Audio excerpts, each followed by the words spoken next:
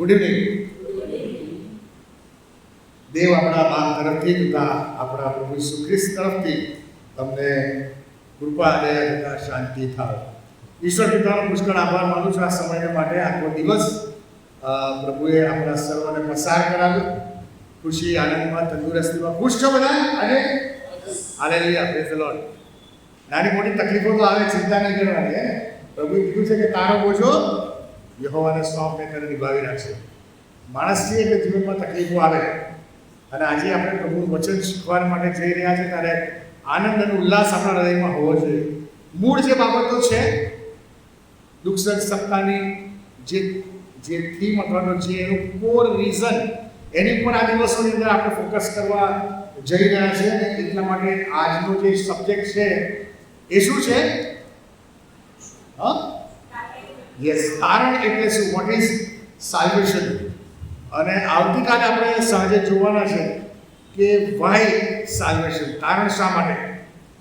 અને એટલા માટે આ બાબતો શીખવી એ બહુ જરૂરી છે. આદમ અને હવા એટલે કે આદમથી જગતમાં પાપે પ્રવેશ કર્યો. આ દિવસો દરમિયાન આદમ અને હવાની વાત બહુ આવશે, કારણ કે મૂળ ત્યાં જ છે. આપણે અહીંયા બેઠા છે એનું મૂળ પણ ત્યાં જ છે. નહીં તો અત્યારે જો એ ના હોત તો આપણે બધા દરવાડીમાં હોત, હે ને? અને પ્રભુનો આભાર માનીએ કે પ્રભુએ આવી જગ્યા પર આ પવિત્ર મંદિરમાં આપણને ત્યાંથી હાંકી કાઢેલા હતા અને કાઢીને અહીંયા પાછા લઈ આવ્યા અને રિકન્સાઇલ કર્યા.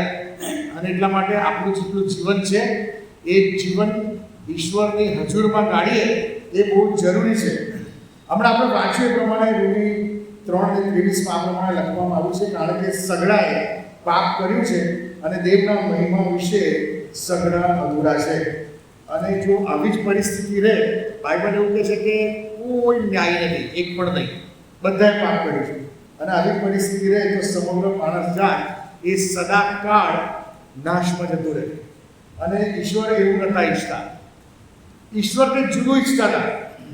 પહેલો તિમોથી 2 અધ્યાય 4-6 કલમની અંદર એ બાબતો લખવામાં આવી છે કે ઈશ્વર શું ઈચ્છતા હતા. તો કે છે 4th કલમમાં કહે છે, પણ સગળા માણસો તારણ પામે ને તેમને સત્યનું સંપૂર્ણ જ્ઞાન પ્રાપ્ત થાય તેવી તેની ઈચ્છા છે. આ દેવની ઈચ્છા છે કે સગળા માણસો, જગતના બધા જ માણસો, અહીંયા બેઠેલું એક પણ માણસ રહી ના જાય એવી દેવની ઈચ્છા છે.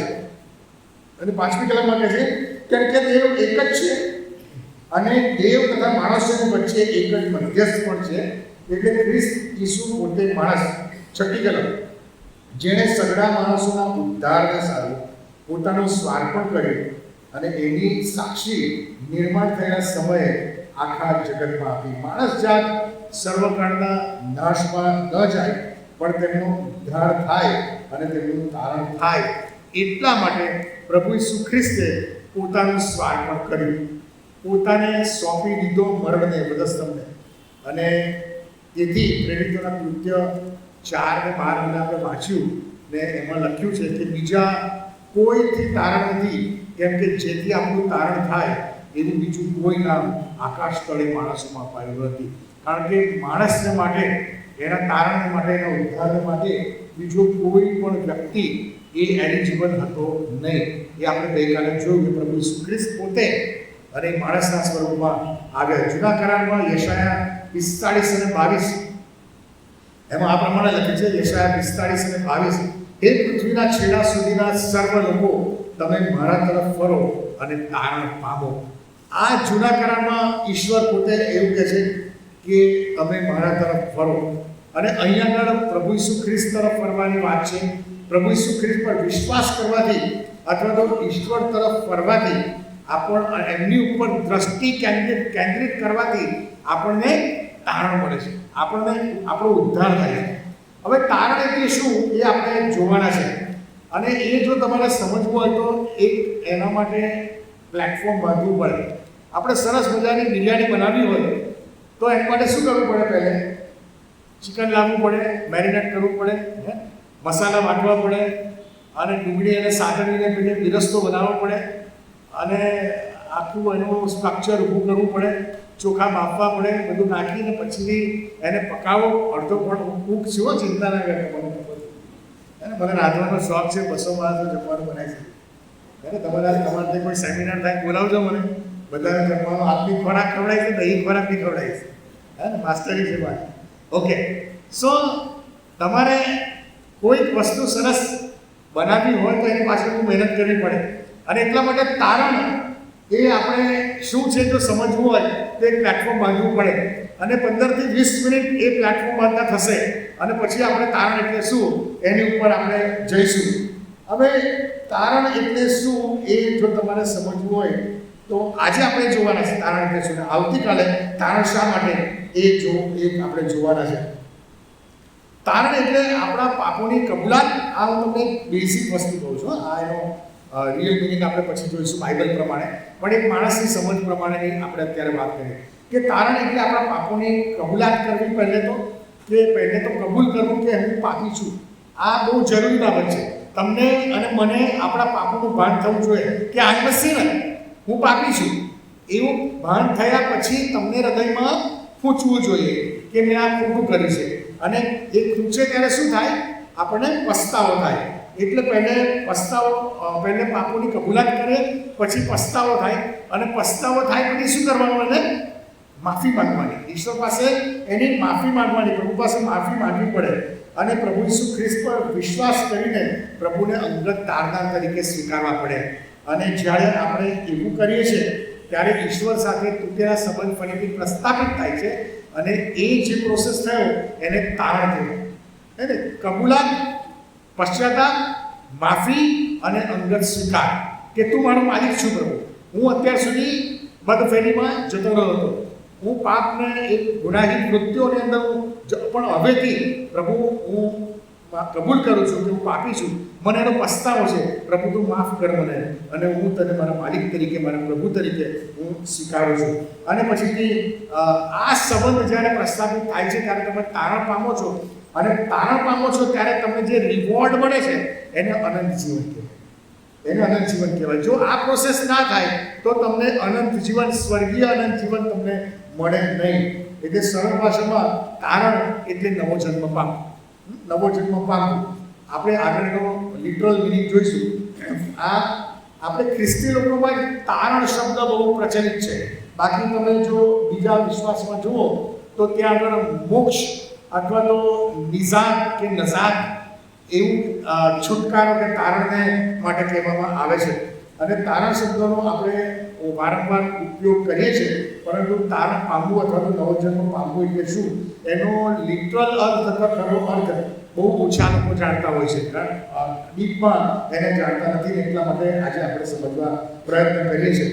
અને તારણના પ્રોસેસની અંદર બે પાર્ટી આવે, બે વ્યક્તિ આવે.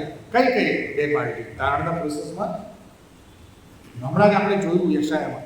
અને યશાયા 45:22 શું કહે છે કે હે પૃથ્વીના છેડા સુધીના સર્વ લોકો, તમે મારી તરફ ફરો અને તારણ પામો. અહીંયા એક વ્યક્તિ બોલે છે અને કોઈકને કહે છે. એટલે ઈશ્વર બોલે છે. ઈશ્વર શું કહે છે કે મારા તરફ ફરો અને શું કરો? તારણ પામો. એટલે બે જે પાર્ટી છે, એક તો ઈશ્વર છે અને એક માણસ છે. ઈશ્વર એવું કહે છે કે મારા તરફ ફરો. જો આપણે ફરીએ છીએ, ઈશ્વર તરફ ફરીએ છીએ, એનો અર્થ કે હમણાં મેં તમને જે કીધું એ પાપોની કબૂલાત, પશ્ચાતાપ, માફી અને પ્રભુનો સ્વીકાર. આ જો આપણે ઈશ્વર તરફ કેન્દ્રિત દ્રષ્ટિ કરીએ છીએ તો પ્રભુ કહે છે મારા તરફ દ્રષ્ટિ કરો તો તમે તારણ પામશો. એટલે ઈશ્વર મનુષ્યને કહે છે અને મનુષ્ય પછી આગળની વાત કરે છે. એટલે ઈશ્વર અને મનુષ્ય એ બે પાર્ટી અહીંયા છે. હવે તારણના આખા પ્રોસેસમાં મનુષ્યએ શું કરવાનું છે? ઈશ્વર તરફ ફરવાનું છે અને ફક્ત ઈશ્વર તરફ દ્રષ્ટિ કેન્દ્રિત કરવાની છે. એટલે કે તેના ઉપર વિશ્વાસ કરવાનો છે. અને એટલા માટે યોહાન 3:16 પાછળમાં શું કહે છે કે જે કોઈ તેના પર વિશ્વાસ કરશે તેનો નાશ નહીં થાય, પણ તે અનંત જીવન પામશે. એટલે કે શરૂઆત મનુષ્યએ કરવાની છે. જો ઈશ્વરે તો બધું સેટ કરી દીધું છે અને બધું સેટ કરેલું છે, હવે આ જીવનની અંદર ઇનિશિએશન આપણે કરવાનું છે. શરૂઆત આપણે કરવાની છે. તારણ પામવાના કે નવા જન્મના પ્રોસેસની અંદર માણસે ફક્ત વિશ્વાસ કર્યા સિવાય બીજું કશું કરવાનું નથી. તમારે ઈશ્વર પર વિશ્વાસ કરવાનો છે, પાપોની કબૂલાત કરવાની છે. આ તમે કરશો, ખાલી વિશ્વાસ કરશો એટલે પવિત્ર આત્મા એનું કામ કરશે અને પવિત્ર આત્મા અને ઈશ્વર એ બધું જ સંભાળી લેશે. તમારે બીજું કશું કરવાનું નથી. જેમ કે હું તમને એક ઉદાહરણ આપું. ડૉક્ટરનું હોસ્પિટલ છે, હોસ્પિટલની અંદર બધું સેટ છે, એનું ઓપરેશન થિયેટર, ખાટલા, દવાઓ બધું જ સેટ છે. હવે મને સપોઝ કે છાતીમાં સખત દુખાવો ઉપડ્યો અહીંયા આગળ, બરાબર, અને તો મારે પહેલું કામ શું કરવાનું? મારે શું કરવાનું? હા, યસ, દવાખાને પહોંચવાનું, કાં તો ઇમિડિયેટ ડૉક્ટરને બોલાવો. તમારે પહેલું કામ જે કરવાનું છે એ ડૉક્ટરનો કોન્ટેક્ટ કરવાનો છે. Either you go to the hospital અથવા તો call the doctor at your place. તમારી જગ્યાએ બોલાવો અથવા તો તમે ત્યાં જાઓ. જો મને જોખમ છે, મને મુશ્કેલી છે અને હું ઘરે બેસી રહું તો શું થાય? મને એટેક આવે અને શું થાય એ આપણે ખબર નથી, મૃત્યુ પામી શકું. તમે જેવા ડૉક્ટરના ત્યાં જશો એવું ડૉક્ટર બધું સંભાળી લેશે, પણ એના પગથિયાં ચડીને તમારે ત્યાં જવાનું. એ પછી તમને ચેક કરશે, તમારા બ્લડ ટેસ્ટ કરશે, એન્જિયોગ્રાફી કરશે, જરૂર પડશે તો બાયપાસ કરશે, એન્જિયોપ્લાસ્ટી કરશે, આ બધું કરશે. હું તમારી સમક્ષ અહીંયા ઊભો રહ્યો છું ને, મને સમય નથી રહેતો, મારી સાક્ષી હું તમને આપીશ. મને 2 વખત એન્જિયોપ્લાસ્ટી કરવામાં આવી છે અને મને 4 સ્ટેન્ટ છે, બરાબર છે. મારી કરોડના 2 મણકા તૂટી ગયેલા છે, એક્સિડન્ટ થયેલો, કાઇફોપ્લાસ્ટી કરેલી છે. મારો જમણા પગના હાડકું છાગનું તૂટેલું છે, એના 2 ટુકડા થઈ ગયેલા. 44 ટાંકા છે મને અહીંયા આગળ. પણ અત્યારે પણ આમ 2 જણને દબાઈ દઉં ને તો હલવાના હે. આ બીમારીઓ, આ બધી તકલીફો એનાથી જીવાનું નહીં. હું આટલું જોરથી બોલું છું, મને શ્રમ પડે એ બધાથી જીવાનું નહીં. અચ્છા, મેં જે કીધું કે ડૉક્ટર પાસે પહોંચી જવાનું, એ મને જ્યારે આ સેમ વસ્તુ તમને કહું છું, 2007માં મને દુખાવો ઉપડ્યો અને હું સીધો ડૉક્ટર પાસે પહોંચી ગયો. મને એટેક નહોતો આવ્યો, પણ એટેક આવી ગયો હોત જો હું ના ગયો હોત તો. અને તરત જ પછી ડૉક્ટરે એન્જિયોગ્રાફી કરી. હું મારા અનુભવથી આ બધું તમને કહું છું. એન્જિયોગ્રાફી કરી અને જોયું તો એક વેનની અંદર 100% બ્લોકિંગ અને એકમાં 82, એટલે બહુ રિસ્કી કહેવાય. પછી તરત જ એમણે 2 સ્ટેન્ટ મૂક્યા. 2009માં મને કાર એક્સિડન્ટ થયો, બહુ મોટો કાર એક્સિડન્ટ. હું અત્યારે એક્સપ્લેનેશન આપવા જઈશ તો બહુ ખબર જશે, આપણી પાસે બધું બહુ છે. પણ ઉપર ટેકરા પરથી જાણે તમે પિક્ચરમાં જુઓ છો પેલી ગાડી કેવી રોલ થાય, એવી મારી ગાડી 25-30 રોલ કરીને નીચે પડી ગઈ. મારી કરોડના 2 ટુકડા થઈ ગયા. ઓકે, 2012માં મને ફરી પાછો દુખાવો થયો હાર્ટ. પાછો હું દોડી ગયો ડૉક્ટર પાસે અને ત્યાં ખબર પડી કે 2 બ્લોકેજ છે, એટેક નથી આવ્યો થોડી કૃપાથી. પણ ટૂંકમાં એક વસ્તુ જે સમજવાની છે, આપણે તારણ પામીએ છીએ એના કોન્ટેક્સ્ટની અંદર હું તમને આ બધું કહું છું કે માણસ જ્યારે ઇનિશિએશન ના લે ને ત્યારે એને તકલીફ પડે. અને એટલા માટે દર્દીની પહેલી જવાબદારી એ છે કે એને ડૉક્ટર પાસે પહોંચવાનું. તમારે ને મારે ઈશ્વરે આખું અનંત જીવનમાં જવા માટેનું સેટઅપ આપણી માટે રેડી કરીને તૈયાર કરીને મૂકી દીધું છે. એ તારણના પ્રોસેસની અંદર આજે આપણે એમાંથી આપણે ઇનિશિએશન લઈને એમાં જવાનું છે. અને એની માટે એક જ વસ્તુ કહે છે કે ઈસુ ખ્રિસ્ત પર વિશ્વાસ કર. બસ આટલી જ વસ્તુ આપણે કરવાની છે. અને જ્યારે એ વસ્તુ આપણે કરીએ છીએ ને ત્યારે આપણે નવો જન્મ પામીએ છીએ અને ઈશ્વર બધું સંભાળી લે છે. અને નવો જન્મ આપવો અને આનંદ જીવન આપવું એ ઈશ્વરના કામમાં છે, પણ એની રીતે એની ઉપર વિશ્વાસ કરવો એ આપણું છે. જો આપણે શરત એટલી જ છે કે વ્યક્તિએ પાપોનો પસ્તાવો કરીને ઈશ્વર પર વિશ્વાસ રાખીને ઈસુને પ્રભુ તરીકે સ્વીકાર કરવો પડે અને કબૂલ કરવો પડે એને ઈશ્વર તરીકે, ત્યારે એ બચી જાય. નહીં તો એનું આત્મિક મરણ નક્કી છે. કારણ કે જ્યારે તમે ખરા હૃદયથી ઈશ્વર પર વિશ્વાસ રાખો છો ત્યારે ઈશ્વર તમને આત્મિક રીતે સજીવન કરે છે. વિશ્વાસ માણસનો છે, કૃપા ઈશ્વરની છે. અને પરિણામ શું? તારણ અને અનંત જીવન, ઉદ્ધાર. એફએસસી 1 અને 13માં આ વસ્તુ બહુ સરસ રીતે સમજાય છે. એફએસસી 1 અને 13ની અંદર કહે છે કે પણ તમે સત્યનું વચન એટલે તમારા તારણની સુવાર્તા સાંભળીને અને તેના પર વિશ્વાસ રાખીને તેનામાં વચનના પવિત્ર આત્માથી મુદ્રાંકિત થયા. આ ઇનિશિયેશન તમે લીધું છે. એ શું કહે છે? તમે સત્યનું વચન એટલે કે તારણની સુવાર્તા એ સાંભળીને તમે તેના પર વિશ્વાસ કર્યો. આ આપણે કરવાનું છે. અને એટલે તમે પવિત્ર આત્માથી એન્ડોસ થયા. રૂગર પત્ર 8મો અધ્યાય 14મી કલમથી આગળ તમે જોશો ને તેમાં એવું કહે છે કે પવિત્ર આત્મા પોતે પણ એવી સાક્ષી આપે છે કે તમે દેવના છોકરા છો. એટલે આપણને એન્ડોસ કરે છે, મુદ્રાંકિત કરે છે. કેમ મુદ્રાંકિત કરે છે? કારણ કે આપણે તારણની સુવાર્તા સાંભળી અને ઈસુ પર વિશ્વાસ કર્યો. એટલે સુવાર્તા સાંભળીને તારણના પ્રોસેસમાં આગળ વધવાની શરૂઆત પહેલે આપણે કરી. સુવાર્તા પર વિશ્વાસ આપણે કર્યો અને પછી પવિત્ર આત્મા અને તમને ઈસુને પ્રભુ તરીકે કબૂલ કરવાના માટે એ તમને પ્રેરણા કરશે. એવું પ્રભુનું વચન કહે છે. જો 1 કોરિન્થી 12મો અધ્યાય 3જી કલમ, 1 કોરિન્થી 12મો અધ્યાય 3જી કલમમાં આ વાત સ્પષ્ટપણે લખેલી છે. શું કહે છે? માટે હું તમને સમજાવું છું કે દેવના આત્માની પ્રેરણાથી બોલનારો કોઈ પણ માણસ ઈસુને શ્રાપ પાત્ર કહેતો નથી અને ઈસુ પ્રભુ છે એમ કોઈ માણસ પવિત્ર આત્માની પ્રેરણા વગર કહી શકતો નથી. ઈસુને પ્રભુ કહેવો એ પવિત્ર આત્મા તમને પ્રેરણા કરે, પણ ઇનિશિયેશન પહેલે તમને તમારા પાપોનું ભાન કરવું છે. પહેલે તમારે કબૂલાત પશ્ચાતાપ, પછી તરત જ તમને એ પ્રેરણા કરશે. અને જેવા તમે ઈસુને પ્રભુ તરીકે સ્વીકારો છો કે એ વિશ્વાસ કરો છો એવા તરત જ તમે તારણ પામો છો. વિશ્વાસ તમારો છે અને કૃપા ઈશ્વરની છે, કૃપા દેવની છે. એફએસી 2:4-9 એમાં બહુ સરસ વાત લખવામાં આવી છે. એફએસી 2:4-9 કહે છે, પણ દેવ જે કરુણાથી ભરપૂર છે તેણે આપણા પર પ્રેમ રાખ્યો. તેના અત્યંત પ્રેમને લીધે આપણે પાપમાં મોયેલા હતા ત્યારે તેણે ખ્રિસ્તની સાથે આપણને સજીવન કર્યા. કૃપાથી તમે તારણ પામેલા છો. આ દેવની કૃપા છે કે આપણે પાપોમાં મોયેલા હતા ત્યારે ખ્રિસ્તની સાથે એને આપણને સજીવન કર્યા, ઈસુને મોકલી આપ્યો, એની કૃપા છે.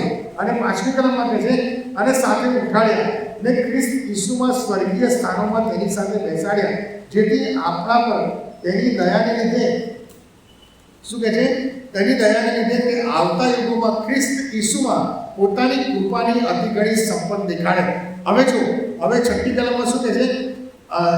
8મી કલમ, કેમ કે તમે કૃપાથી વિશ્વાસ દ્વારા તારણ પામેલા છો અને એ તમારાથી નથી, એ તો દેવનું દાન છે, કરણીઓથી નહીં, લખે ને કોઈ અભિમાન કરે. અહીંયા સ્પષ્ટપણે લખવામાં આવ્યું છે કે માણસ પોતાની કરણીઓથી કદી પણ મોક્ષ, તારણ કે ઉદ્ધાર મેળવી શકતો નથી.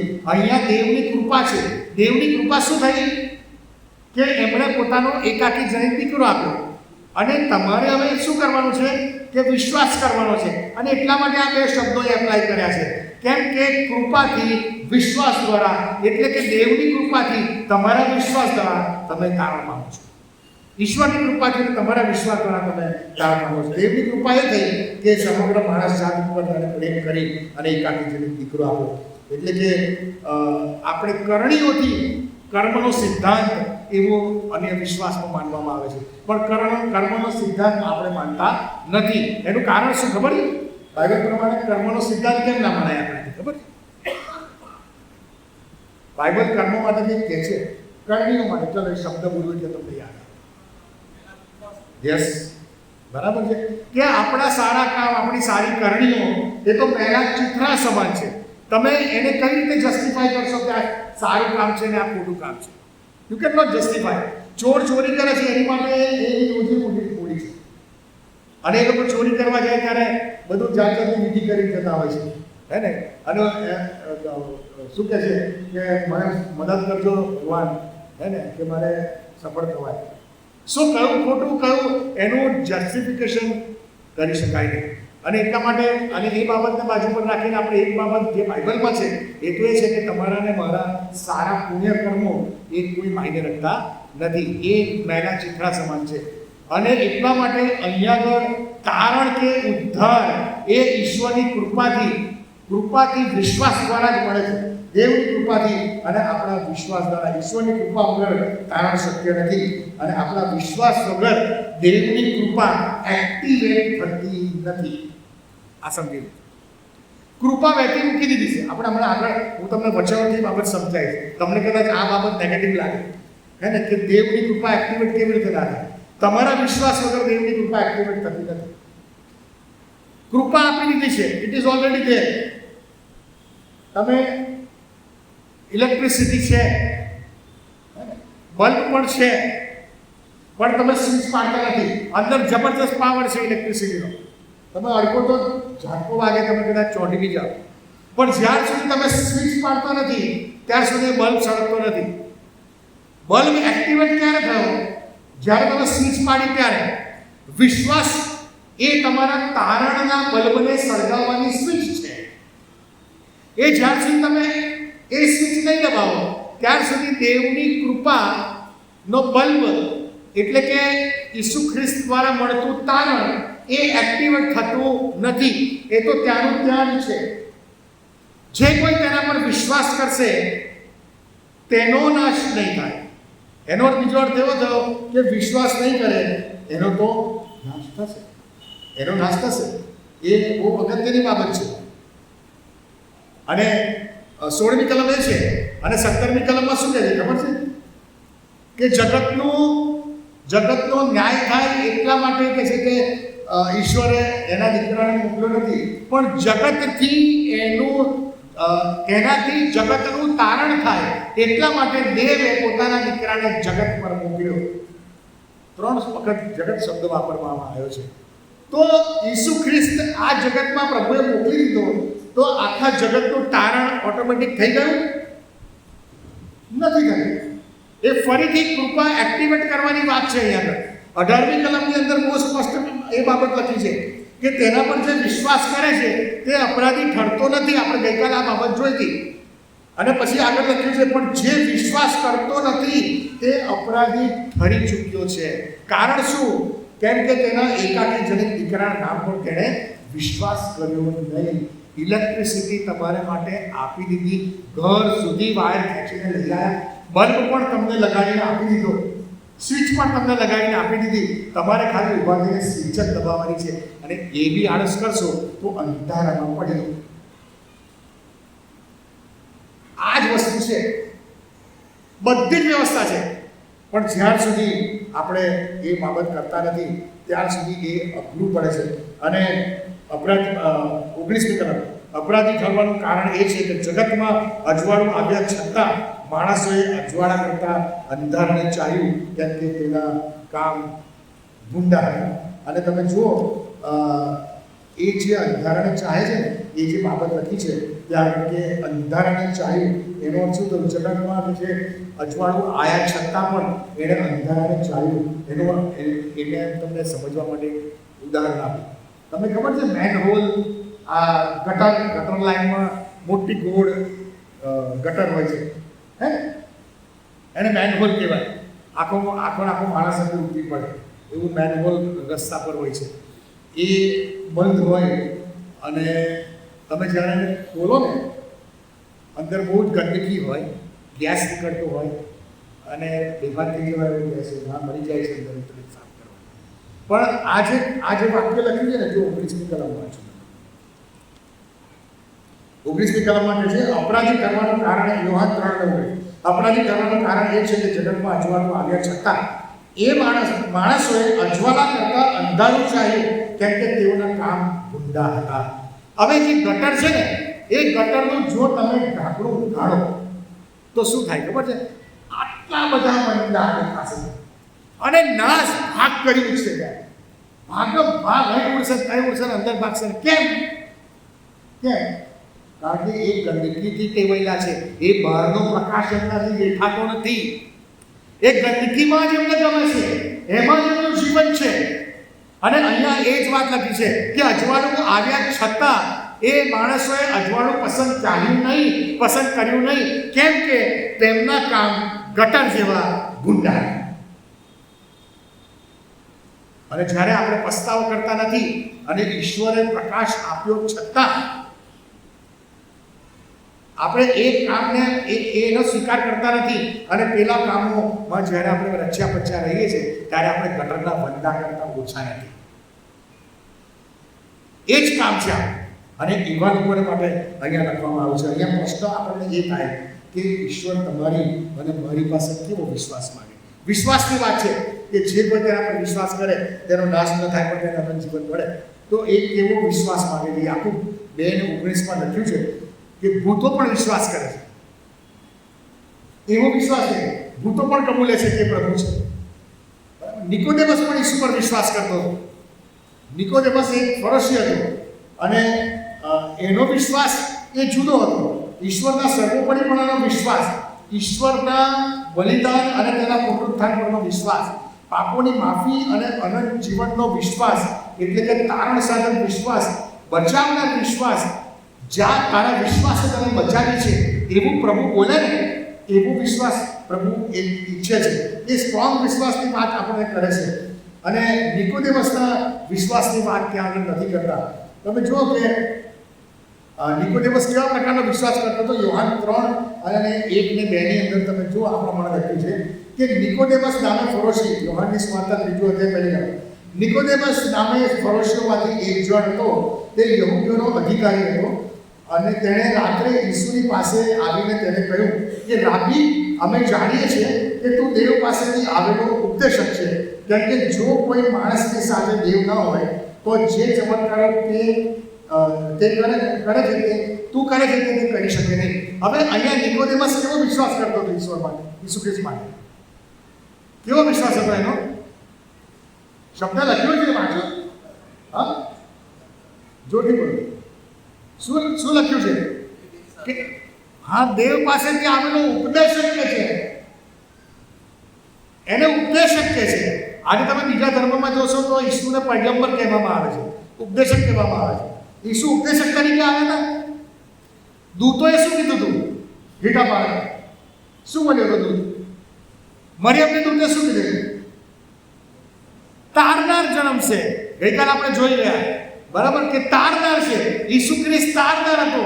તમારે ને મારે જે વિશ્વાસ કરવાનો છે નિકોદેમસ જેવો નહીં, જે જગત કરે છે કે ઈસુ પૈગંબર હતો, એ બીજા પ્રબોધક તરીકે એ પણ પ્રબોધક હતો. ઈસુ પ્રબોધક બનીને નતા આવ્યા. એ તો જગત પર પ્રીતિ એટલી બધી કરી દેવે કે એણે પોતાનો એકાકી દીકરો આપણા પાપોને માટે બલિદાન થવાને માટે આપ્યો હતો કે એની પર વિશ્વાસ કરીને તમને અનંત જીવન મળે. ઉપદેશક પર વિશ્વાસ કરવાથી અનંત જીવન ના મળે. અને નિકોદેમસનો વિશ્વાસ હતો એ ઉપદેશકનો વિશ્વાસ હતો. અને ત્યાં આગળ એવું કહે છે કે અમે જાણીએ છીએ કે તું દેવ પાસેથી આવેલો ઉપદેશક છે. અમે જાણીએ છીએ એવું કહે છે. અહીંયા તો નિકોદેમસ એકલો જ હતો, પણ એ એવું કેમ બોલ્યો ખબર છે? યોહાન 2:23-25 જુઓ. યોહાન 2:23-25 કહે છે આ જ વાત ત્યાં લખવામાં આવી છે. હવે પાસ્કા પર્વ વખતે ઈસુ યરુશલેમમાં હતો ત્યારે તે યરુશલેમમાં આવ્યું છે. એટલે ઈસુ યરુશલેમમાં હતો ત્યારે જે ચમત્કારો તે કરતો હતો તે જોઈને ઘણાએ તેના નામ પર વિશ્વાસ કર્યો. ચમત્કારથી નમસ્કાર થયા છે. હે ને, ચમત્કાર કરતો હતો એટલે વિશ્વાસ કર્યો. પણ ઈસુએ તેમનો વિશ્વાસ ન કર્યો કેમ કે તે સર્વને જાણતો હતો. આપણે ગઈકાલે આ વાત જોઈ ગયા. અને માણસ વિશે કોઈ શાયરી આપે એવી તેને અગત્ય ન હતી, કેમ કે માણસમાં શું છે એ પોતે જાણતો હતો. લોકો એની પર વિશ્વાસ એટલા માટે કરતા હતા કે એ ચમત્કારો કરતો હતો. અને જૂના કરારમાં તમે જોશો તો માલાખી પછી માથી આવ્યું. માલાખીથી માથીના સમયગાળા એટલે લગભગ 400 વર્ષના સમયગાળાની અંદર પૃથ્વી પર કોઈ પણ પ્રબોધક આવ્યો નથી. ઈશ્વરે પ્રબોધકો મોકલવાનું બંધ કરી દીધું. અને એટલે જે જગત હતું એ પ્રબોધકની રાહ જોઈને બેઠું હતું કે પ્રબોધક ત્યાં આગળ આવે. અને એટલા માટે ત્યાં આગળ જ્યારે પ્રભુ ઈસુ ખ્રિસ્ત આ બધા ચમત્કારોને બધું કરે છે ત્યારે નિકોદેમસને આ બધા એવો વિશ્વાસ કરે છે કે એવું માને છે કે આ પણ એક પ્રબોધક છે, આ એક ઉપદેશક છે. એટલે નિકોદેમસનો વિશ્વાસ એ ઈસુ ખ્રિસ્ત એક ઉપદેશક છે એટલો જ હતો. અને તેથી જ્યારે એ પ્રભુ ઈસુને મળે છે ત્યારે એને એ કહે છે કે તું ઉપદેશક, દેવ પાસેથી મોકલેલો ઉપદેશક. એને મસ્કા પાલિશ કરે છે. પણ ઈસુ ખ્રિસ્તે એ વાતને બિલકુલ ગણકારી કાઢી નહીં. એને રિજેક્ટ કરી દીધી, એને નલ એન્ડ વોઇડ કરી દીધી અને એને સીધી ચેતવણી આપી. એની કોઈ વાત પર એમણે વિશ્વાસ કર્યો નહીં અને એમણે સીધી ચેતવણી આપી. અને શું ચેતવણી આપી ખબર છે? જો પહેલે તો તમે જુઓ કે એ ચેતવણી પહેલાં તમે બીજી કલમ વંચાવો. પ્રભુ ઈસુ ખ્રિસ્ત જાણતા હતા કે શાસ્ત્રીઓ અને ફરોશીઓ એ છે ને તે વિશ્વાસ અને અનંત જીવન પણ માનતા નહોતા એ લોકો. અને એટલા માટે માથી 23 અને 23માં પ્રભુ ઈસુ ખ્રિસ્તે આ રીતે કહ્યું છે કે ઓ શાસ્ત્રીઓ તથા ફરોશીઓ, ઢોંગીઓ, તમને અફસોસ છે, કારણ કે ફુદીનાનો તથા સુવાનો તથા જીરાનો 10મો ભાગ તમે આપો છો, પણ નિયમશાસ્ત્રની મોટી વાતો એટલે ન્યાયીકરણ તથા દયા તથા વિશ્વાસ તે તમે પડતા મૂકો છો. તમારે આ કરવા ને એ પડતા મૂકવા જોઈતા ન હતા. અને એટલે પ્રભુ ઈસુ ખ્રિસ્તે સ્પષ્ટ ભાષામાં કહ્યું, એને ચેતવણી આપી અને ચીમકી આપી. શું આપી? કે નવો જન્મ પામ્યા વગર કોઈ દેવનું રાજ્ય જોઈ શકતું નથી. તું ચમત્કારને બધી વાત ના કર, દેવ પાસે હું આવ્યો છું અને પ્રબોધક છું એવી બધી વાત ના કર. સીધીને સટ વાત એક સમજી લે તું કે નવો જન્મ પામ્યા વગર એ કોઈ દેવનું રાજ્ય જોઈ શકતું નથી. અને ઈસુ એ જ તારનાર છે, ઈસુ એ જ પ્રભુ છે. એ વિશ્વાસ કરવાની વાત અહીંયા આગળ પ્રભુ આપણને કહે છે. અને એટલા માટે આ જ વસ્તુ એ દૂતોએ ઘેટા બાળકોને કીધી હતી કે આજ તમારા માટે દાઉદના શહેરમાં એક કે છે ઉપદેશક જન્મ્યો છે. એવું નથી બોલ્યા. શું કહે છે? તારનાર, ખ્રિસ્ત પ્રભુ. એ શબ્દો છે કે ખ્રિસ્ત પ્રભુ જન્મ્યા છે. અને તારનાર એ આખા જગતને એના પાપથી તારશે એવું કરે. જો યોહાનની સુવાર્તા 3 અધ્યાય 14 ને 15, યોહાન 3 14 ને 15માં જેમ મૂસાએ રાનમાં સર્પને ઊંચો કર્યો તેમ માણસના દીકરાને ઊંચો કરવાની જરૂર છે. અને 15મી કલમ બહુ અગત્યની છે. એને શું કહે છે? એ માટે કે જે કોઈ વિશ્વાસ કરે તે તેનામાં અનંત જીવન પામે. અહીંયા અનંત જીવન, અહીંયા તારણ આપનાર વિશ્વાસની વાત કરવામાં આવે છે. તારણ આપનાર વિશ્વાસ કે જે કોઈ તેના પર વિશ્વાસ કરશે એ અનંત જીવન પામશે. ઉપદેશક પૈગંબર જેવો વિશ્વાસ નહીં, પણ તારણ પ્રમાણદાર વિશ્વાસની અહીંયા આગળ જરૂર છે. ત્યારે આપણે તારણ પામવા માટે મુખ્ય 2 બાબતોની જરૂર છે. આપણે જોયું. અને જે પહેલી બાબત છે એ તો દેવની કૃપા. એના વગર તારણ પામી શકાય નહીં. અને જે બીજી બાબત આપણે અગત્યની જોઈ એ તો છે આપણો વિશ્વાસ. એના વગર તારણ પામી શકાય નહીં. અને એટલા માટે દીકરો આપીને કૃપા થઈ અને હવે આપણે વિશ્વાસ કરવાનો છે. ત્યારે વિશ્વાસ કરીશું ત્યારે અનંત જીવન આપણને મળશે. તો તારણ અને તારણની વ્યાખ્યા શું એ બાઇબલમાંથી આપણે જોવા માંગીએ છીએ. બાઇબલમાં ઘણી બધી બાબતોની વ્યાખ્યા આપવામાં આવી છે. તારણની વ્યાખ્યા આપવામાં આવી છે, અનંત જીવનની વ્યાખ્યા આપવામાં આવી છે, સુવાર્તાની વ્યાખ્યા આપવામાં આવી છે, ઈશ્વરની સેવાની વ્યાખ્યા આપવામાં આવી છે. જેમ સમય મળશે એમ અઠવાડિયા દરમિયાન આપણે એ બધી બાબતો જોવાના છે. પણ અત્યારે તારણ એટલે શું અને તારણ કેવી રીતે પામી શકાય એ મૂળ બાબત આપણે જોવા માંગીએ છીએ.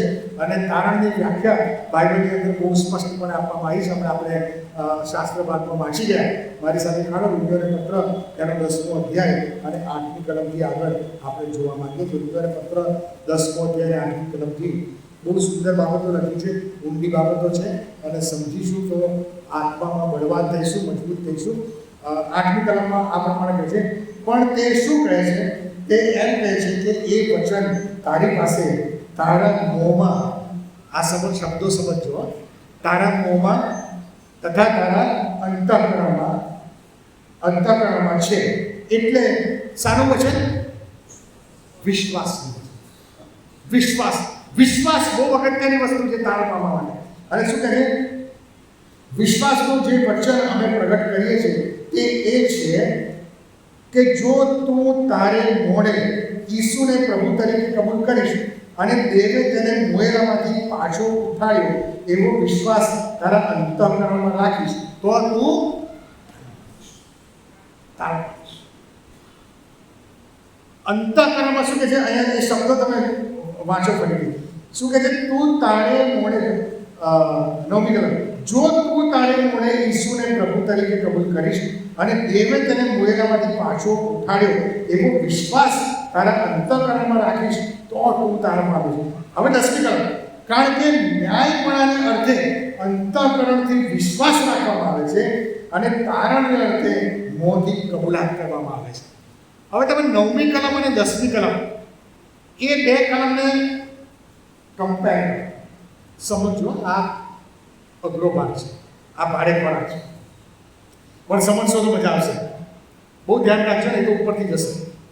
અહીંયા શું કહે છે? 9મી કલમમાં વાંચો. શું કહે છે? 9મી કલમમાં કહે છે કે તું તારે મોડે ઈસુને પ્રભુ તરીકે કબૂલ કરીશ અને દેવે તેને મોઢામાંથી પાછો ઉઠાડ્યો એવો અંતઃકરણમાં વિશ્વાસ રાખ્યો. પહેલે મોંની કબૂલાત છે અહીંયા 9મી કલમમાં, અને પછી અંતઃકરણથી વિશ્વાસની વાત છે.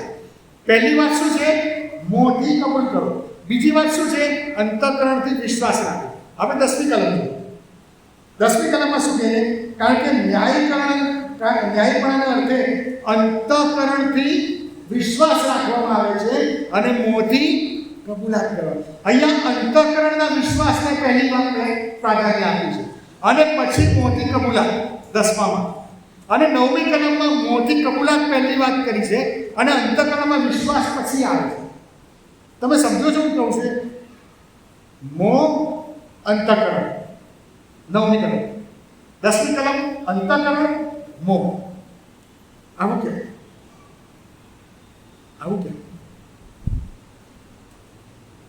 જો બહુ સરસ એ મર્મ છે અને બહુ સરસ વાત છે. પહેલી જે 9મી કલમની વાત છે ને, એ જ્યારે તમે તારણ પામો છો ને ત્યારની વાત છે. તો તું તારણ પામીશ એવું લખ્યું છે કે જ્યારે ઈસુને પ્રભુ તરીકે કબૂલ કરીશ તારા મોંથી અને અંતઃકરણમાં તું એ પ્રભુ જેવો વિશ્વાસ રાખીશ તો તું તારણ પામીશ. એટલે તમારે તારણ પામવાના પ્રોસેસની અંદર તમારે જે પહેલે કરવાનું છે એ તમારે ઈસુને પ્રભુ તરીકે કબૂલ કરવાનો છે અને દેવે તેને મોઢામાંથી ઉઠાડ્યો છે એવો તમારે અંતઃકરણમાં વિશ્વાસ રાખવાનો છે. આ તમારી પર્સનલ અંગત કબૂલાત છે. આ સમજો. 10મી કલમની અંદર જે કબૂલાત આપી છે એ તમારી જાહેર કબૂલાત છે. હવે તમે સાક્ષી આપો છો. હવે તમે બીજા જેને ખબર નથી એને તમે જઈને કહો છો. તમે જઈને એને શું કહો છો? 10મી કલમની અંદર શું કહે છે? કારણ કે ન્યાયપણાના જે અંતઃકરણથી વિશ્વાસ રાખવામાં આવે છે. તમારા હૃદયમાં ઓલરેડી એ વિશ્વાસ છે કે ઈસુ એ પ્રભુ છે. એ તમે વિશ્વાસ લઈને બીજા પાસે જાઓ છો અને એને મોંથી તમે કબૂલાત કરો છો. શું કબૂલ કરો છો? અંતઃકરણથી વિશ્વાસ રાખીને તારણ દર્દે તમે મોંથી કબૂલ કરો છો અને એને કહો છો કે ઈસુ એ પ્રભુ છે. પહેલે તમે વિશ્વાસ તમે કર્યો અને મોંથી કબૂલાત કરીને અંદર વિશ્વાસ કર્યો, અંતઃકરણમાં રાખ્યો અને હવે તમારા અંતઃકરણનો વિશ્વાસ લઈને તમે બીજા પાસે જાઓ છો અને એ વિશ્વાસ તમારા અંતઃકરણમાં છે અને તમે હવે બીજા પાસે જઈને મોંથી કબૂલ કરો છો કે ઈસુ પ્રભુ છે. હવે તું પણ એ કર. સમજણ પડી? આ તારણનો પ્રોસેસ છે. તારણનો પ્રોસેસ બે તરફી છે. અહીંયા એક જ વસ્તુ નથી કરી કે તમે તારણ પામો, વાર્તા પૂરી, નવું અનંત જીવન મળી ગયું, વાર્તા પૂરી. ના, કે છે કે તું તારે મોઢે ઈસુને પ્રભુ તરીકે કબૂલ કરે અને દેવે તેને મોઢામાંથી પાછો ઉઠાડ્યો છે એવો વિશ્વાસ તારા અંતઃકરણમાં રાખે તો તું તારણ પામીશ. અને તરત જ કહે છે કે જા, ઊભો થઈને જા. અંતઃકરણમાં વિશ્વાસ છે. અંતઃકરણમાં વિશ્વાસ રાખીને બીજાની સામે મોઢેથી કબૂલ કર કે ઈસુ પ્રભુ છે. જઈને બીજાને કહે તો પેલો પણ તારણ પામશે. તારે તારણ પામીને બેસી જવાનું નથી. આ એનો મર્મ છે. અને પછી શું કહે છે? અને પછી 11મી કલમમાં કહે છે કેમ કે ધર્મશાસ્ત્ર કહે છે કે એના પર જે કોઈ વિશ્વાસ કરશે તે શરમાશે. અને જો એનો અર્થ એવો થયો કે જે વિશ્વાસ નથી કરતો એને શરમમાં મુકાવવો પડશે. અને એટલા માટે તમે આ વસ્તુને જો એપ્લાય કરો ને, તમને ખબર છે તારણની યોજના એની સૌથી પહેલી બોણી ખબર છે? શાકભાજીવાળા સવારે શાકભાજીની લારી લઈને નીકળે અને જે પહેલું આવે, હા ને, અને સરલાબેન એવું કહે કે રીંગણા કેમ આપ્યા? તો શાકભાજીવાળું કહેશે કે 30 રૂપિયા કિલો. તો સરલાબેન કહેશે કે ના 20 રૂપિયા. તો શાકભાજીવાળો શું કહે છે? સારું, બોણીનો ટાઈમ છે, લઈ લો 20 રૂપિયા. બરાબર, બોણીનો ટાઈમ છે એટલે તમે મારા પહેલા ગ્રાહક છો. એવો તારણની યોજનાનો પહેલો ગ્રાહક કોણ? ખ્રિસ્તીઓ. તમને પૂછું, તારણની યોજનાનો પહેલો ગ્રાહક કોણ? હા, મળતો ચોર. વધસ્તંભ પર મરતો ચોર એ તારણની યોજનાનો પહેલો ગ્રાહક. આપણે રોમન 10 અને 8 થી 11 જોયું ને, એને હું તમને એપ્લાય કરીને બતાવું. હે ને, આ જ વસ્તુ એને કંઈ કરી છે. જો એને શું કર્યું ખબર છે? એને પેલો બીજો ચોર ઠઠ્ઠાને મસ્કરી કરતો હતો, તો એને આ ચોરે શું કીધું, સારા ચોરે શું કીધું, ચોર છે, બરાબર છે, પણ એને શું કીધું ખબર નથી. અને ભાઈ તું એને ના તો શું કહીશ, આપણે તો આપણા ફળ આપણે જે કર્યું છે ને એનું ફળ ભોગવીએ છીએ. એટલે આ એને શું કર્યું, પાપોની કબૂલાત. એણે કબૂલ કર્યું કે આઈ એમ અ સિનર, અને એટલે કહે છે કે આપણે પાપી છીએ, એને કબૂલ કર્યું. અને પછી શું કહે છે, આપણે જોયું કે જો તું ઈસુને પ્રભુ તરીકે કબૂલ કરે, હા ને, આ આપણે 8મી 9મી કલમમાં આપણે જોયું. તો એને શું કીધું ખબર છે? ઈસુ ખ્રિસ્તે શું કીધું ખબર છે? જો તું તારા રાજ્યમાં આવે. રાજ્ય કોનું હોય? રાજાનું હોય, હે ને, ઈશ્વરનું હોય, પ્રભુનું રાજ્ય હોય. એટલે ત્યાં જઈને ઈસુને પ્રભુ તરીકે કબૂલ, મોતી કબૂલાત કરી દીધી. અને પછી કહે છે અંતઃકરણથી વિશ્વાસ કરવામાં આવે કે દેવે તેને મુએલામાંથી પાછું ઉઠાડ્યો છે, તો તું તારામાં. પછી એ શું બોલ્યો ખબર છે? જો તું તારા રાજ્યમાં આવે તો મને સંભાળજે. એટલે એને ખબર છે કે હમણાં વધસ્તંભ પર ચડેલો છે, એ હમણાં મરશે પણ પાછો ઉઠવાનો છે. એને ખબર છે, એને કબૂલ કર્યો, અંતઃકરણથી વિશ્વાસ રાખ્યો કે એ ઉઠવાનો છે. અને એટલે ઈસુએ તરત જ એને શું કીધું? હારું જોઈશું ત્યાર પછી કોઈ વાર તને મારા દેશમાં લઈ જશે, એવું કીધું. જે ક્ષણે તમે વિશ્વાસ કરો છો ને, એ જ ક્ષણે તમે અનંત જીવનના વારસદાર બનો છો. હાલેલુયા! આટલું ઈઝી મોક્ષ, આટલું ઈઝી તારણ, આટલું ઈઝી ઉદ્ધાર આ જગતમાં, બ્રહ્માંડમાં કોઈ નથી આપી શકતું, ફક્ત આપણો પ્રભુ ઈસુ ખ્રિસ્ત. હાલેલુયા!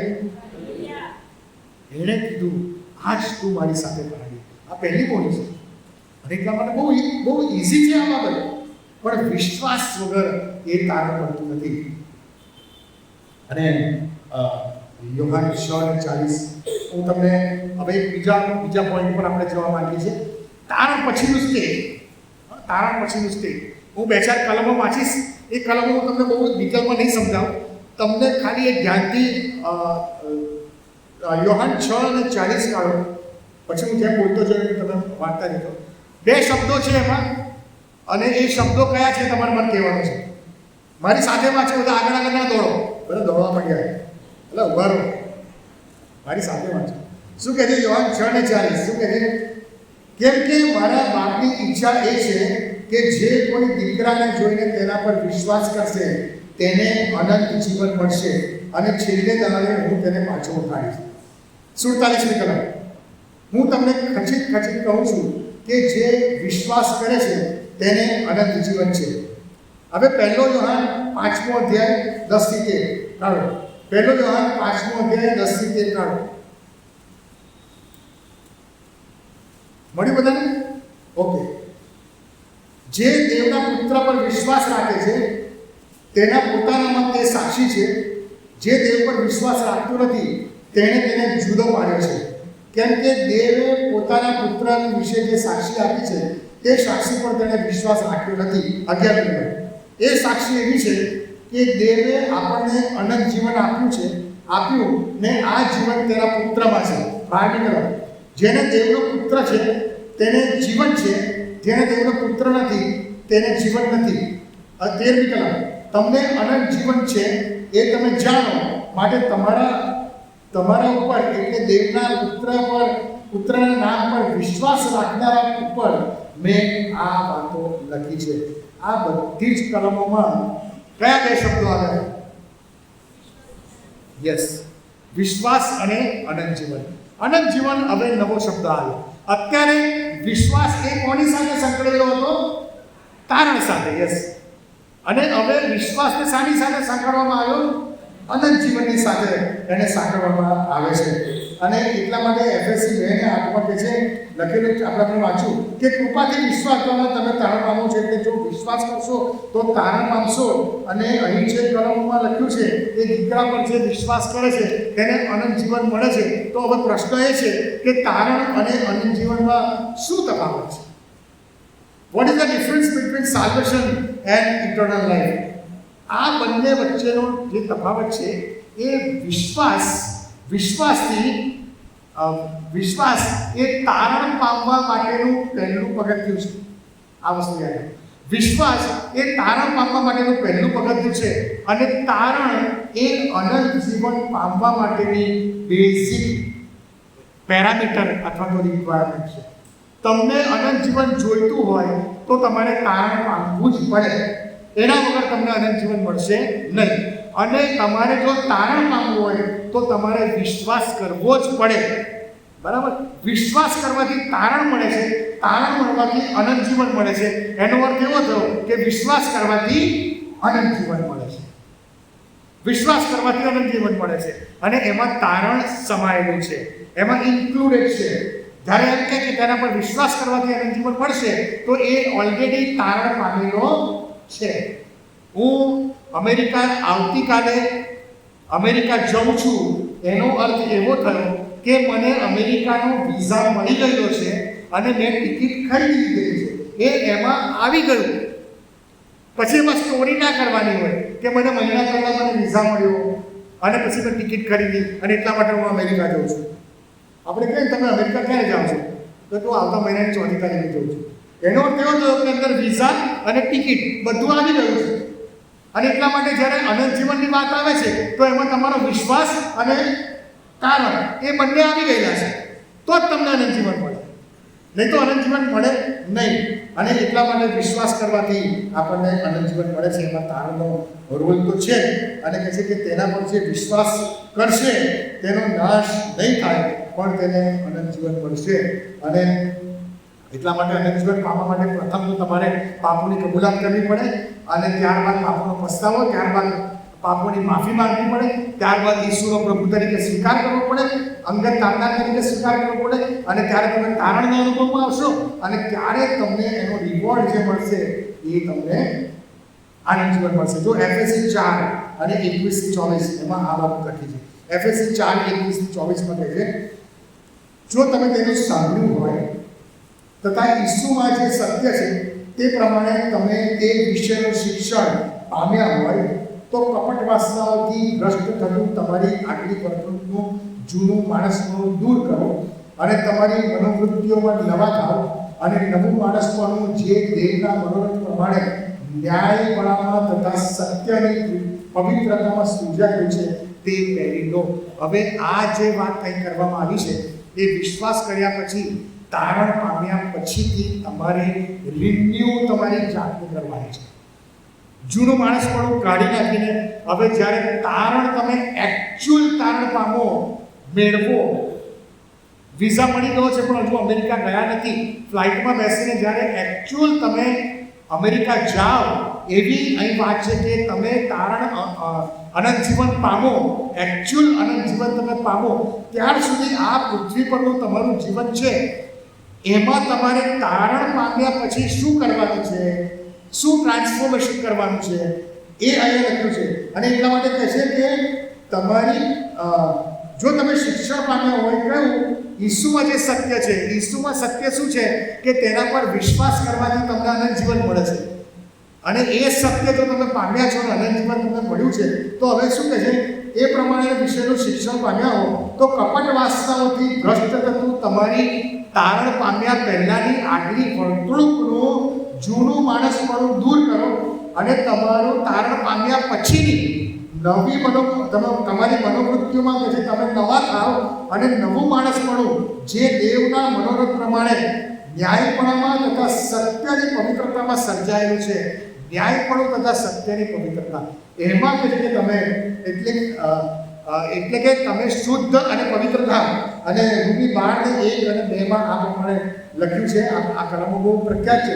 અને એમાં શું કહે છે કે તમે તમારા શરીરોનું જીવતું, પવિત્ર તથા દેવને પસંદ પડે એવું અર્પણ કરો. એ તમારી બુદ્ધિપૂર્વકની સેવા છે. આ જગતનું રૂપ તમે ન ધરો પણ તમારા મનથી નવીનતાને યોગે તમે પૂર્ણ રીતે રૂપાંતર પામતા જાઓ. પ્રભુ ઈસુ ખ્રિસ્તે કહ્યું છે કે હું પવિત્ર છું માટે તમે પવિત્ર થાઓ. વિશ્વાસ કર્યો, તારણ પામ્યા, હવે અનંત જીવન મળે ત્યાર સુધી તમારે તમારા શરીરોનું જીવતું પવિત્ર એટલે દુષ્ટતાથી ભરેલું નહીં, પણ શુદ્ધ અને દેવને પસંદ પડે એવું જીવન રોજે રોજ આ અત્યારના જમાનામાં એપ્રોપ્રિએટ એને અનુરૂપ એવું નહીં, પણ કે છે નવીનતાને અનુરૂપ એવું તમારે જીવન જીવવાનું છે. એનો અર્થ એવો થયો કે મારું મૃત્યુ થાય ત્યાં સુધી મારે વિશ્વાસી તરીકે મારી જાતને સાબિત કરવાનો છે, અને જીવનમાં સ્પિરિચ્યુઆલિટીની અંદર પવિત્રતામાં મારે પરિપક્વ અને વૃદ્ધિ પામવાનું છે, પરિપક્વ થવાનું છે.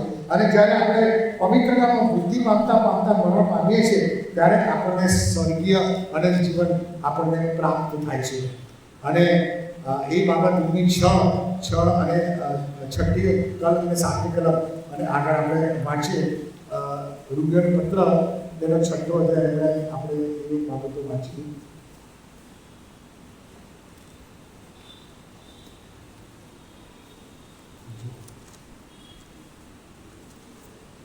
રોમી 6 અને 6મી કલમ અને 7મી કલમમાં આપવામાં છે,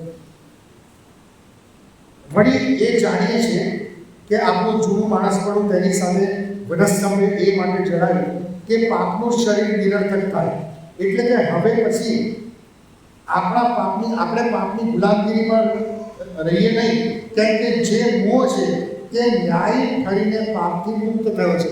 એટલે અહીંયા પણ જૂના માણસ પણ આને કાઢીને પવિત્ર જીવન જીવવાની વાત કરે છે.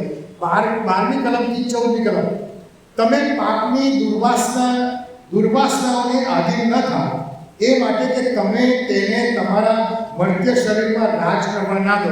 આ વિશ્વાસીઓને કહેવામાં આવે છે. આ જે લોકો તારણ પામ્યા છે એમને કહેવામાં આવે છે. અને પછી કહે છે વળી તમારા અવયવોને અન્યાયના હથિયાર થવા સારું પાપને ન સોંપો, પણ મોયેલામાંથી સજીવન થયેલા, એટલે કે શું? તારણ પામેલા. તમે મોયેલા હતા, પ્રભુનો સ્વીકાર કર્યો, પાપોનો પસ્તાવો કર્યો અને તારણ પામેલા છો.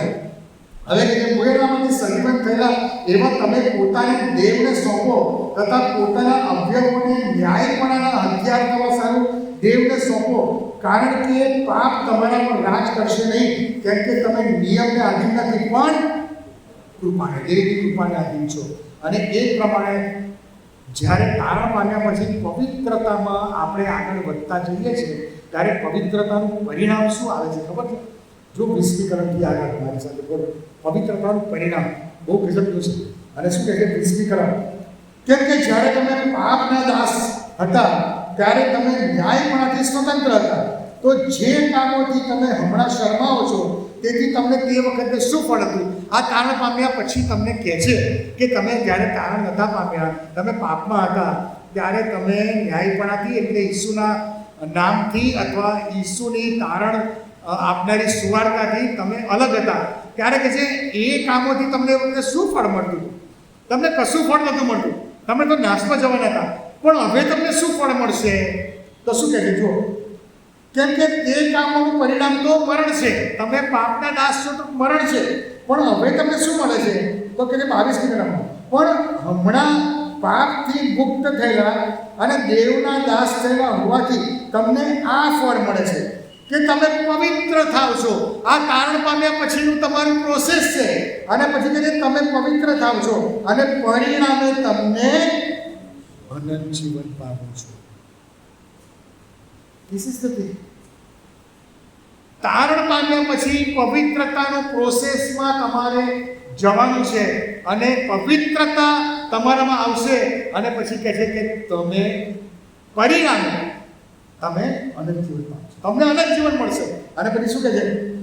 કેમ કે પાપનો મુસારો મરણ છે, પણ આપણા પ્રભુ ઈસુ ખ્રિસ્તને આશરે દેવનું કૃપાદાન હાલેલુયા, અનંત જીવન. પાપનો મુસારો મરણ છે, પણ પ્રભુ ઈસુ ખ્રિસ્તને આશરે એટલે પ્રભુ ઈસુ ખ્રિસ્ત પર વિશ્વાસ કરવાથી તારણ દ્વારા અનંત જીવન મળે છે. તારણ ઇન્ક્લુડેડ છે આમાં. તારણ દ્વારા તમને અનંત જીવન મળે છે, એટલે કે તમે દેવના રાજ્યના ભાગીદાર થાવ છો. અને એટલે પ્રભુ ઈસુ ખ્રિસ્ત કહે છે કે જે કોઈ તારણ પામ્યું નથી તે અનંત જીવન એ પ્રભુ ઈસુ ખ્રિસ્ત પર વિશ્વાસ નહીં કરનારા માટે એવું કહેવામાં આવે છે કે તે અનંત જીવન પામશે નહીં. અને આજે આપણે આપણા જીવનો તપાસીએ. અહીંયા બેઠા છો માનવ, આ સમય ફરી કદી નહીં આવે. કદાચ હું અહીંયા ફરી કદી આવું પણ નહીં. કદાચ એવો સમય ના પણ આવે કે મારે અહીં આવવાનું થાય, અથવા તો કદાચ તમે અહીંયા બેઠેલા કદાચ કાલ ઉઠીને હું પણ અહીંયા ના હોય, તમારામાંથી કોઈ ના હોય. આપણે આપણું ભવિષ્ય કશું જાણતા નથી. વર્તમાન આપણા સમયમાં છે. આપણે ભૂતકાળ આપણે ચેન્જ નથી કરી શકતા. પણ જ્યારે આપણે પ્રભુ ઈસુ ખ્રિસ્તને એ આપણે હમણાં આગલા દિવસોમાં જોઈશું કે પ્રભુ ઈસુ ખ્રિસ્ત પર વિશ્વાસ કરવાથી તમારો ભૂતકાળ પણ બદલાઈ જાય છે. એવો કોઈ માયનો લાભ પેદા નથી થયો કે તમારો ભૂતકાળ બદલી જાય, પણ પ્રભુ ઈસુ ખ્રિસ્ત બદલે છે તમારો ભૂતકાળ. એવું સાબિત કરી બતાવે છે વચનથી. એ તમારું વર્તમાન સુધારે છે અને તમારું ભવિષ્ય પણ સુધારે છે. અને વર્તમાન તમારી પાસે છે અત્યારે. ઈસુનો સ્વીકાર કરો, વિશ્વાસ કરો એની પર, હૃદયમાં વિશ્વાસ કરો અને મોંથી કબૂલાત કરો, અંતઃકરણમાં વિશ્વાસ કરો કે મારા પાપોને માટે તે મરી ગયો. પ્રભુ મુझ પાપી પર દયા કર. અને મોંથી કબૂલાત કરો કે દેવે તેને મુએલામાંથી પાછો ઉઠાડ્યો છે અને તે પુનરુત્થાન પામીને સ્વર્ગમાં ચડી ગયો છે અને મને લેવા પાછો આવશે. અને પછી હું અનંતકાળ સુધી, 1 થેસાલોનિકી 4 અધ્યાય અને 18મી કલમ, અને પછી એમ કહે છે કે આપણે અનંતકાળ સુધી તેની સાથે રહીશું. એ આપણે જોવાના છે. આજે તમને એવી ખાતરી છે કે આજે પ્રભુ ઈસુ ખ્રિસ્ત આવે તો તમને લઈ જશે. મને ખાતરી છે. પહેલો હું છું, મને ખાતરી છે. એવી તમને ખાતરી છે? કેટલાને ખાતરી છે? Hallelujah, hallelujah. કેટલાને ખાતરી છે? હાલેલુયા. તમને ખાતરી હોવી જોઈએ. નહીં તો અનંતકાળી એ જીવન સ્વર્ગનું પણ છે અને નરકનું પણ છે. એ બહુ ભયંકર છે. આવો આપણે આપણી આંખો બંધ કરીએ. દરેક જણ પોતાની આંખો બંધ કરે, મસ્તકો રમાડે અને પોતાના હૃદયમાં ઝાંકે. અને તમે કઈ પરિસ્થિતિમાં છો? વાલામાં પ્રભુનું વચન છે કે જે કોઈ તેના પર વિશ્વાસ કરશે તેનો નાશ નહીં થાય, પણ તેને જીવન પામશે. અને 18મી કલમમાં કહે છે કે જે વિશ્વાસ કરતો નથી તેનો નાશ થશે. એ અપરાધી ઠરી ચૂક્યો છે. એ અપરાધી ઠરી ચૂક્યો છે. માનો તમે અપરાધી ના થાઓ એની માટે આ સમય છે. તમારા હૃદયની અંદર મરતો ચોર છેલ્લી ઘડીએ, કદાચ આપણને એ સમય ના પણ મળે, હાલત માન્ય કાળ અને હાલત તારણનો દિવસ છે. હૃદયમાં તમે કબૂલ કરો કે પ્રભુ હું પાપી છું, મેં તારી વિરુદ્ધમાં પાપ કર્યા છે પ્રભુ, અને પસ્તાવો કરો. પ્રભુ મને એનો પસ્તાવો છે. પ્રભુ આઈ એમ સોરી લોર્ડ.